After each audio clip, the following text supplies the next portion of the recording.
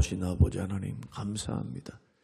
우리의 인생과 삶을 붙드셔서 주님 이처럼 은혜 있게 하시고 건강하게 하시고 믿음으로 하루를 살아갈 수 있는 은혜 주신 것도 감사합니다.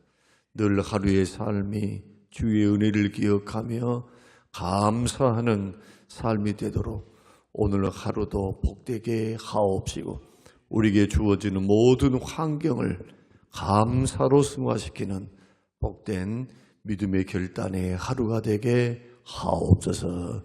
감사드리며 예수님 이름으로 기도합니다. 아멘. 아멘. 고린도전서 16장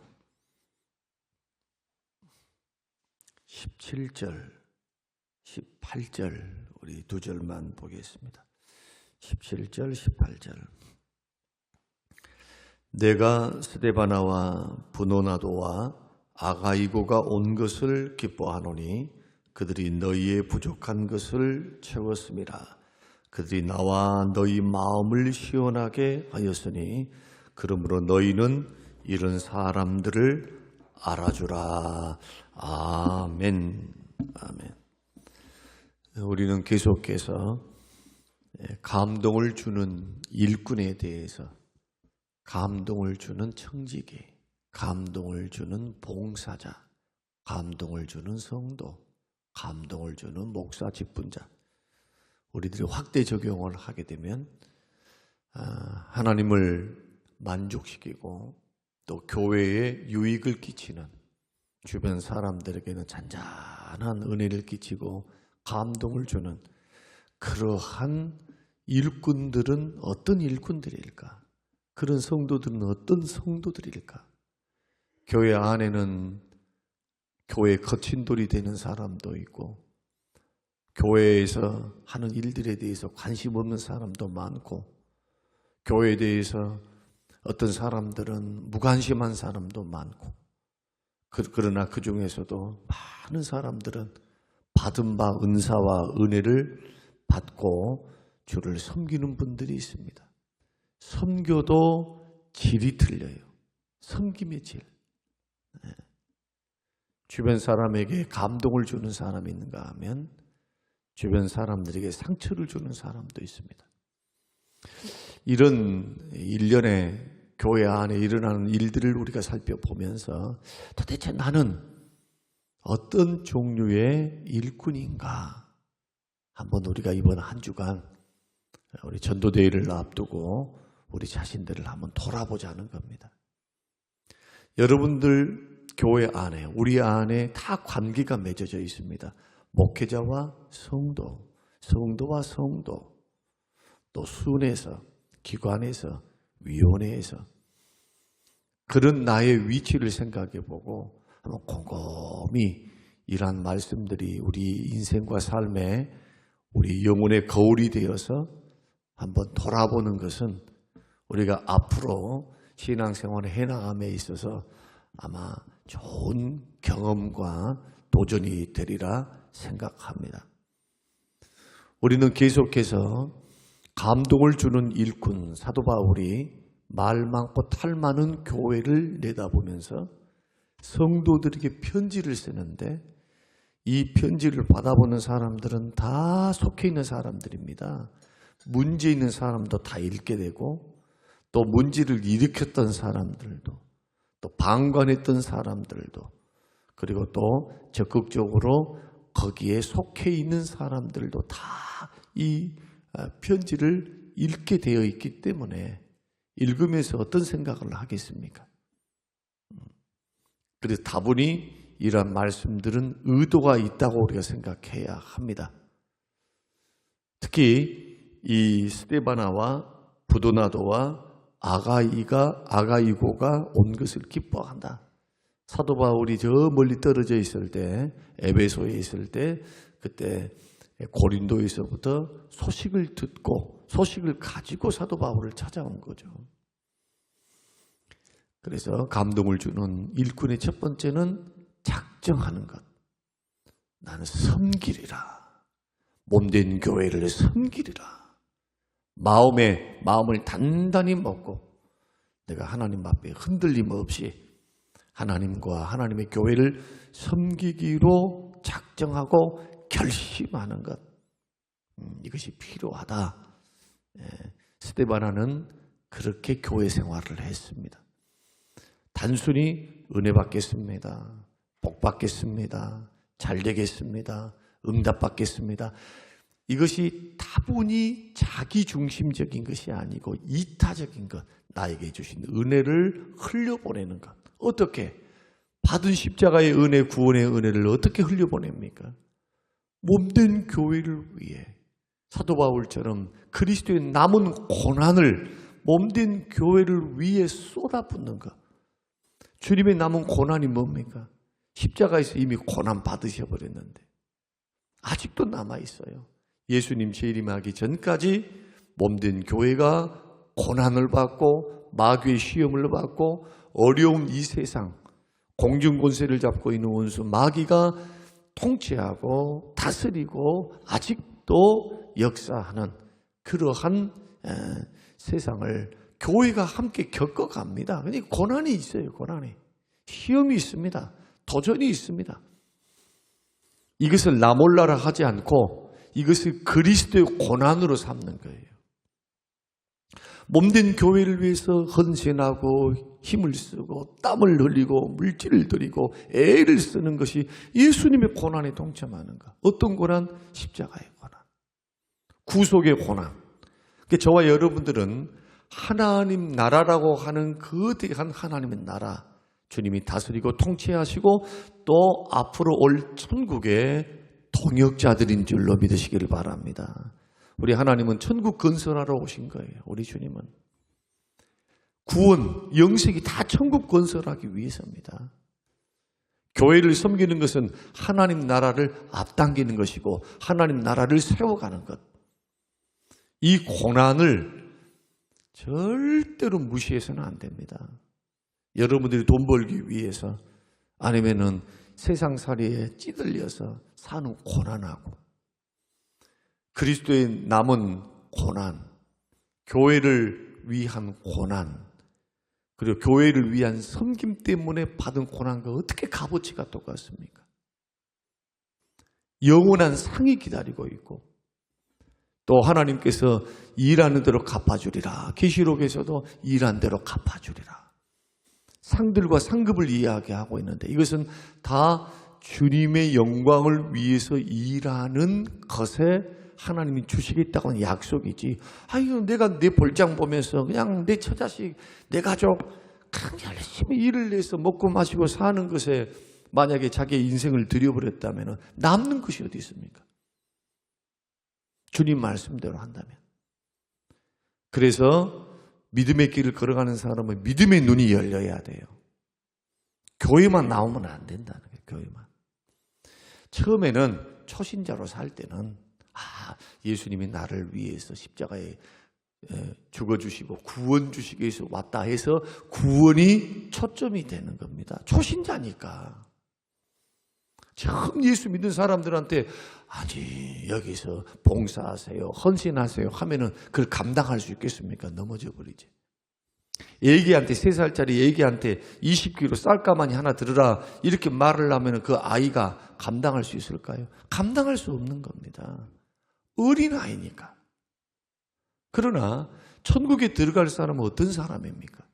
예수님이 재림 때 예수님의 재림 예수를 맞이할 사람들은 장성한 신부입니다. 신부. 거룩한 신부.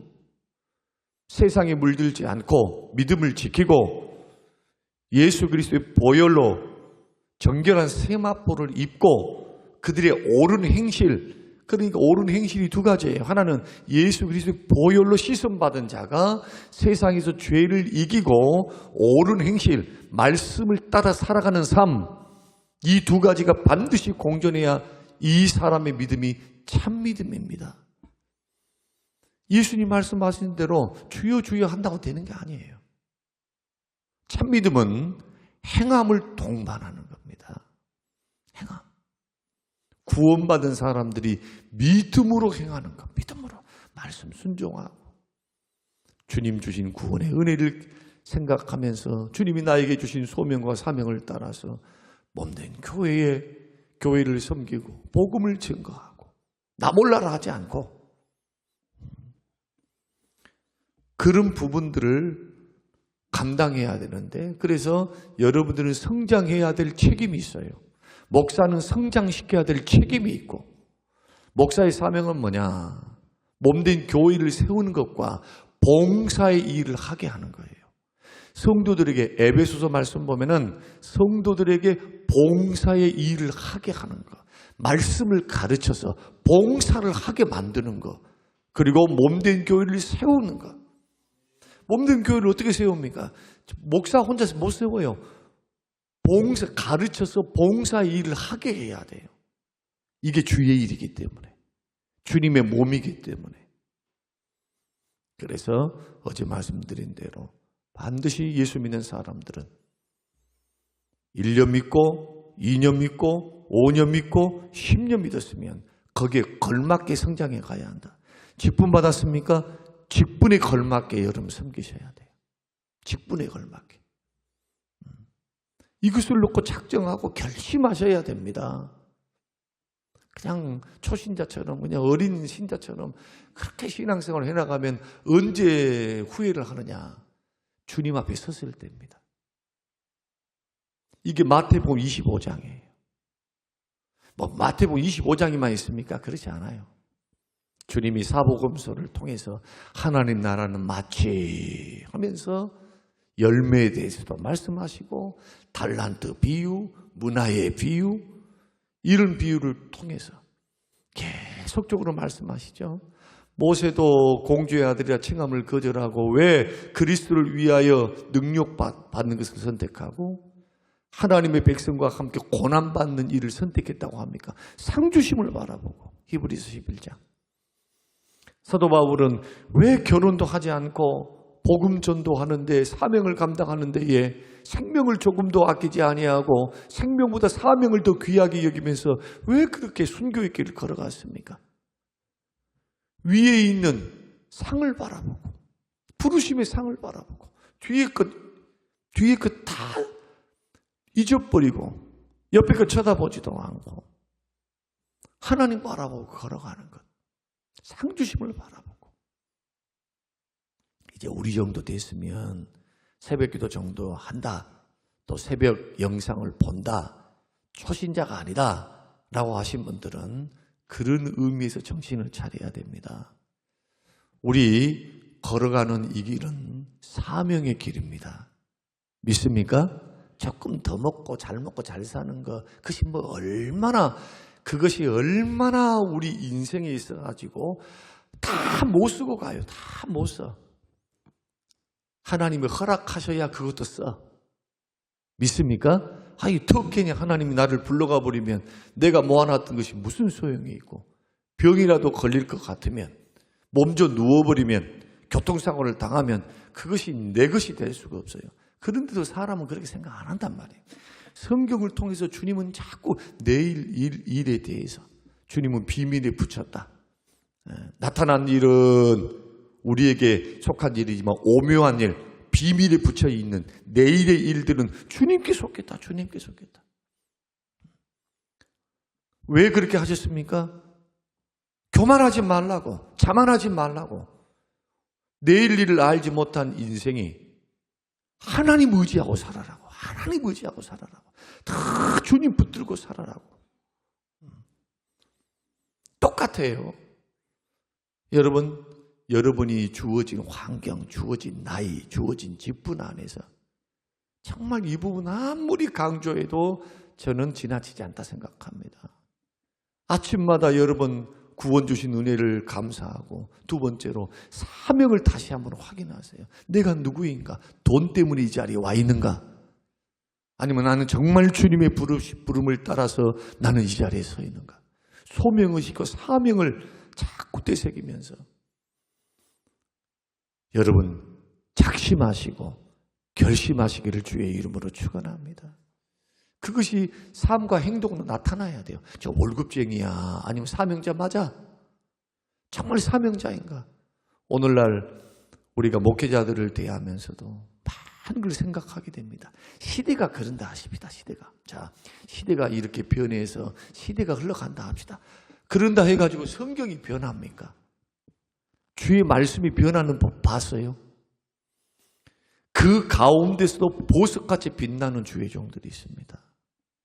보석같이 빛난다. 보석같이. 주님이 이 변해가는 시대 가운데서 도대체 주님이 어떤 사람에 관심을 갖고 어떤 사람을 바라보고 주목하면서 능력 베푸시려고 주님이 감찰하시겠습니까? 어떤 사람? 전심으로 주님을 향한 사람, 몸된 교회를 향하여 열심인 사람, 진심인 사람, 이런 부분을 우리가 마음에 결심하는 것이 굉장히 중요하다. 그런데 섬기기로 작정한 사람이 한 가지 하지 말아야 될 것이 있습니다. 그것이 뭐냐? 자신이 한 일을 내세우지 않아야 합니다. 내가 이 일을 했다, 내가 저 일을 했다, 추라도 마음에 그런 생각하지 마세요. 섬김을 받으려고도 하지 말고 자기 이름을 드러내려고도 하지 마세요. 이것은 주님의 가르침이에요. 주님의 가르침. 종놈한테 일을 시켰습니다. 그 종이 아침부터 저녁까지 주의 말을 따라서 저 떼 앞에서 가서 열심히 일을 했어요. 종이니까 한 거예요. 종이니까. 주인이 시킨 겁니다. 그러면서 주님이 제자들에게 뭐라고 말씀했느냐? 봐라, 종놈한테 주인이 아이고 종님이시여, 하루 종일 떼 앞에서 반맨이라고 추수하니라고 일하니라고 고생했으니 앉으시오. 내가 당신의 발을 씻어주리이다. 주인이 그런 주인 봤냔 말이에요. 주인. 그런 주인 못 받지 않냐? 너희들은 꼭 이렇게 해라. 나는 무익한 종입니다. 내가 할 일을 한 것뿐입니다. 이렇게 섬겨야 상이 커요. 이렇게 섬겨야. 그러나 나는 30년 믿었다, 40년 믿었다, 나는 장로다, 목사다. 자꾸 이 공로의식이라든지 이런 게 들어오면 나도 모르는 사이에 공로를 알아주지 않으면 불평합니다. 섬겼는데 누군가 알아주지 않으면 삐져. 주님 알아주시면 될 텐데. 교회는 이런 분들을 오늘 본문에서도, 자, 스데바나 브노나도 아가이고 이런 사람들을, 섬기기로 작정하는 사람들을 어떻게 하라고 말씀하느냐? 성경에 보면은 알아주라고 말씀을 합니다. 이런 사람들을 알아줘라. 그리고 이런 사람들에게 순종하라. 순종하라. 알아주고 순종해 주는 것. 우리는 그렇게 해야 돼요. 그러나 당사자는 무익한 종입니다. 우리를 높여주신 분은 예수님이십니다. 주님이 높여줘야 안 내려와. 주님이 높여줘야 돼요. 내가 높인다고 되는 게 아니에요. 주님이 높여야 높여지는 것. 이것이 성경에서 말씀하는 1등. 어떤 사람? 많은 사람의 종이 되는 사람. 누구보다 더 많이 섬기는 사람이 하나님 나라의 1등입니다. 하나님 나라의 꼴찌, 섬김만 받는 사람. 아무 일도 안 한 사람. 받을 상이 없는 사람. 이것이 주께서 말씀하셨던 봉사의 원리이고 주께서 생각하는 섬김의 원칙입니다. 후원해 주는 어떤 선교사님이 후원을 받고 사는데 그 선교사님이 후원해 주시는 목사님께 감사 편지를 썼습니다. 감사 편지를 받아준 목사님이 답장을 쓰는 겁니다. 선교사님, 저에게 감사하지 마시고요.